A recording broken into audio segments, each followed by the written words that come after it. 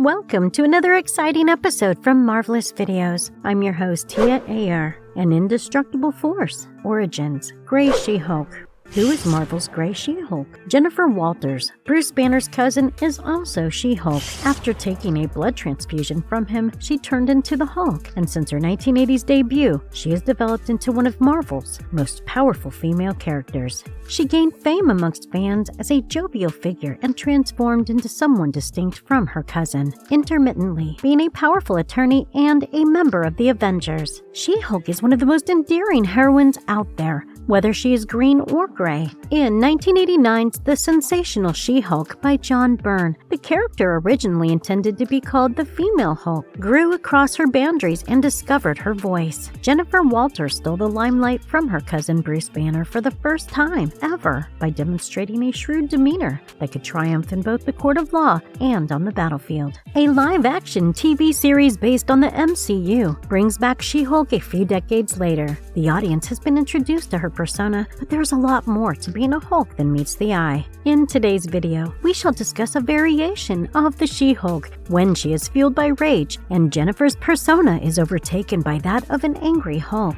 Her form changes in shape and size as the color of her skin turns gray. We shall take a sneak peek into the origins of the Grey She-Hulk and also discuss what makes her so deadly. Before we go into our explanation, we have a very small request. If you like our content, please support us by subscribing to our channel. This is a small click for you, but for us, it means a lot. Thank you. Let's begin. The story behind becoming Grey, overwhelmed with fear. By expanding on the foundation of Byrne's run, Dan Slott and Charles Soule proved beyond any doubt that Jen was the female Hulk in the mid-2000s. Slott and Soule's She-Hulk series was praised by many readers and critics, but Mariko Tamaki's Hulk from 2017 was a different story. Mariko Tamaki's Hulk would be a somber affair, pitting Jen against her personal battles with trauma and PTSD rather than portraying the optimism and humor from her other runs. The Grey She-Hulk that was created during Tamaki's tenure, in the proper hands, has the potential of inspiring a variety of storylines for the Disney Plus series. Grey She-Hulk makes her debut in issue number 6 while engaged in combat with a formidable adversary. Jen's complexion turns a terrifying shade of gray as terror encircles her mind, giving her incredible strength and willpower. Jen quickly understands that the cause of her metamorphosis was fear rather than wrath. She utilizes her terror to ferociously reject being controlled, while she uses her newly discovered ability to dispatch the creature. It's intriguing to consider a She-Hulk who is driven by fear. While Grey She-Hulk grows in strength by rejecting the notion that she is confined, Savage Hulk, Banner's most destructive form, acquires strength via his rage towards others. Because it offers a more thorough and in-depth glimpse into Jen's thoughts, her gray form is far more intriguing than Banner's Savage Hulk. She initially appeared in a similar tone, rather than the anticipated green color in Steve Gerber and Brian Hitch's sensational She-Hulk number 15, which also featured Howard the Duck as a guest character. She instantly hulked out further than she ever had before as demons surrounded her. In the comic, Jen, along with the Duck, gets trapped in an alternate dimension. As the two of them get overwhelmed by demons who try to attack them, Jen turns a vivid shade of gray and bashes the demons away, declaring that she is in no mood to become food. Overwhelmed with fear, Jennifer loses control of her mind and a new Hulk identity emerges, which seems to get offended by Jennifer's name. Having a hard time identifying friends from foes, the Grey She-Hulk wreaks havoc on everything that she sees around her. Once she calms down and returns to her human form, Howard the Duck notes that she might even be suffering from short-term memory loss, apart from the metaphysical stress that she had endured in a short span of time. Realizing how dangerous her new transformation really is, Jen, along with Professor Brent Wilcox, Howard the Duck, and Mrs. Mason, attempts to unravel the truth behind the Grey She-Hulk. Reflecting on how her cousin Bruce used to seal himself in a bunker at every sundown, she looks out of the window to gaze at the emerald hue of the sun and decides to get out of town to avoid taking any risks. The gang is seen traveling across the galaxy in an interdimensional space taxi to Al the alien Gamma's Ray Ranch, where they end up discovering the secret of the warts. The comic ends on a sinister note, as the leader is seen hovering in space, contemplating if the master plan to destroy Earth is even being fruitful or not. One of Marvel's bi-yearly events intended to upend the Marvel Universe once more started in 2016. The event comic, known as Civil War II by Brian Michaels Bendis, is notorious among fans and reviewers, but that's not the topic of this video. Very early in the narrative, Thanos appears on Earth and causes destruction for several objectives. She-Hulk suffered severe injuries during the conflict and was sent into a coma. During this period, Hawkeye kills her cousin, claiming it was an accident of voluntary euthanasia to stop Bruce from hulking out once more. She-Hulk wakes up distraught. Despite the Hulk being healed at the moment, she is broken and devastated. She gave up her life as a superhero and concentrated on becoming a lawyer after the loss of her cousin, while her body was still healing. Jen would periodically morph into a distinct Grey Hulk avatar with significantly more physical bulk but less mental acuity as a result of the stress from these experiences. As she arrived at the office, Maze Brune, the first client of Jen's new legal business, was already there. Jennifer volunteered to assist Maze since she was facing eviction from her home and was going through her own trauma recovery. In spite of Jennifer's efforts, Maze eventually lost patience and conjured a fear golem that murdered Mr. Tick and a few police officers and even tried to kill her. However, she had changed into her new Grey Hulk identity and defeated the golem, preventing Maze from attempting suicide. Finally, Maze was detained on charges of reckless endangerment. After facing the new Thor and having to confront yet another Hulk-lover monstrosity, Jen made the decision to see Florida Mayor, a best-selling author of several self-help books who had been attempting to assist her since her accident. During the session, Flo offered Jen a unique pill to help her discover who she was, and all of a sudden, Jen started to feel the effects of the drug, appearing to have transformed into a huge floating head.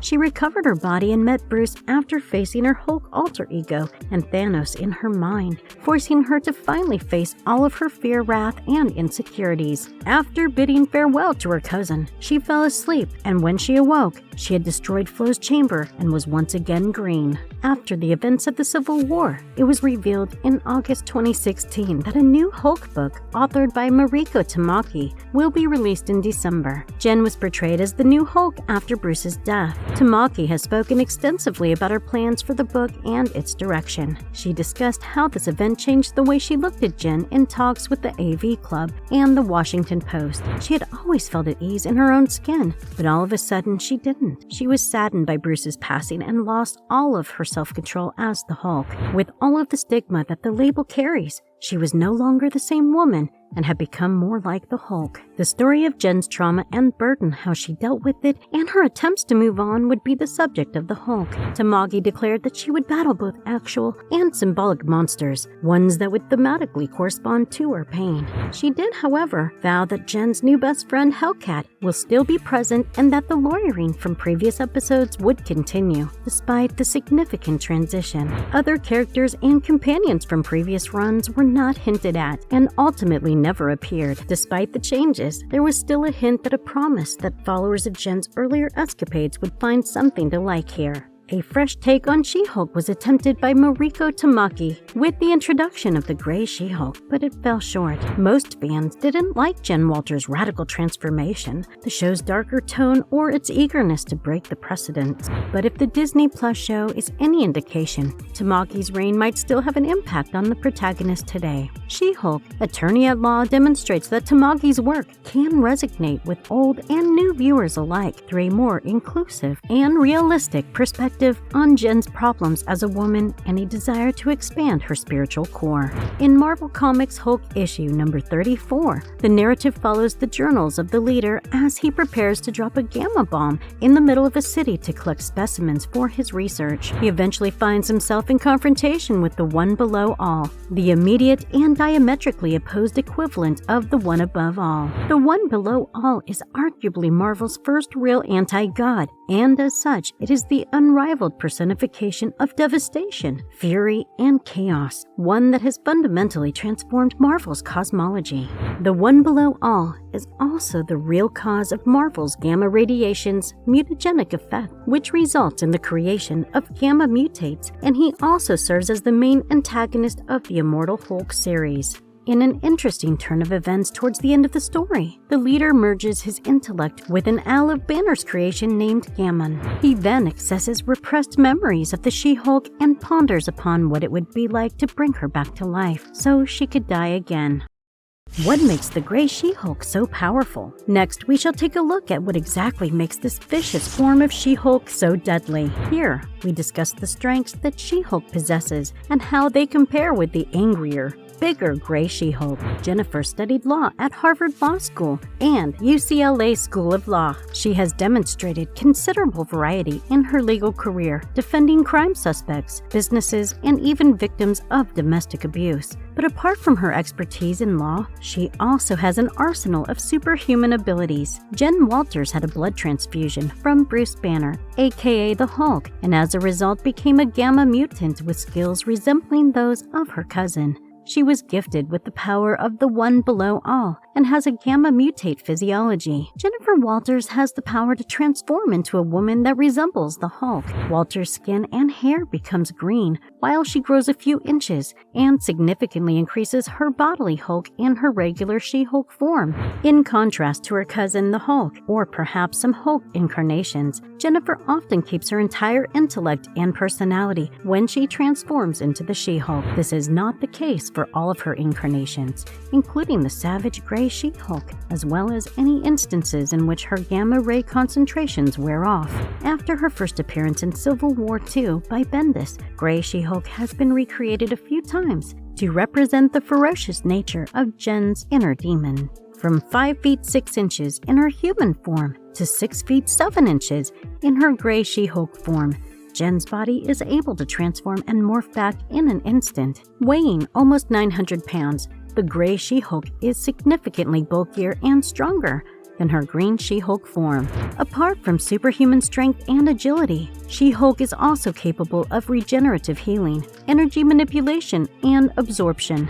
Similar to her cousin, Jen Walters possesses the innate ability to absorb, regulate, and project gamma radiation. In the past, she had used this ability to reactivate her Hulk form by absorbing surplus gamma energy infused with great levels of magical power. After coming into contact with the cosmic energy of Esson the Searcher, this gift was momentarily enhanced. Jennifer Walters can lift more than 100 tons when she transforms into the She-Hulk, demonstrating her incredible superpower. She-Hulk can jump to a potential height of at least 600 feet and a horizontal radius of at least 1,000 feet because of her powerful leg muscles. She-Hulk is strong, but she also has a remarkable level of injury resistance. Her skin can endure very high pressures, temperatures between -190 degrees Fahrenheit and 3,000 degrees Fahrenheit, including direct impacts from field artillery cannon projectiles. In her Gray She-Hulk form, all of these above abilities get a serious boost as fear becomes the driving force at the cost of losing her intellect and ability to control her transformations. So it can be deduced that the Gray She-Hulk is Jennifer's Savage Hulk form, in which she reaches superhuman levels of strength, close to the base levels of her cousin Bruce. The Gray She-Hulk tackled a swarm of demons all by herself and even managed to muster the power to go head-to-head with Thor Odinson. Compared to her usual green form, the Gray She-Hulk is lower on intellect levels, but makes up for it with her significant increase in durability and strength stats. She becomes invisible and deadly to an extent where she even makes the leader, Hulk's primary antagonist, shiver with dread. Gamora taught She-Hulk numerous combat techniques from the galaxy, and she also taught her how to hit an opponent's nerves to knock them out. Later, She-Hulk was also trained by the ovoid extraterrestrial species to be able to swap her physical attributes and abilities with those of other beings. Jennifer's persona and intellect are less altered by She-Hulk than they are by Hulk. She does become more forceful and self-assured. She-Hulk struggled for a while to return to her human form at the start of her storyline. Conclusion: can we expect to see the Gray She-Hulk in the MCU next? She-Hulk, Attorney at Law, is almost halfway through its first season and fans are eager to know what is next. There are a lot of fan theories flying around, and the idea of getting to watch the Gray She-Hulk in the MCU is not too far off. The series pilot gained an overall positive reception from critics to date and managed to check plenty of boxes that make a good show. The ability of the She-Hulk to break the fourth wall is a crucial component of the character that the series does a fantastic job of translating. The first character in comic books with these particular skills was the sensational She-Hulk, written by John Byrne, who debuted this idea in 1989.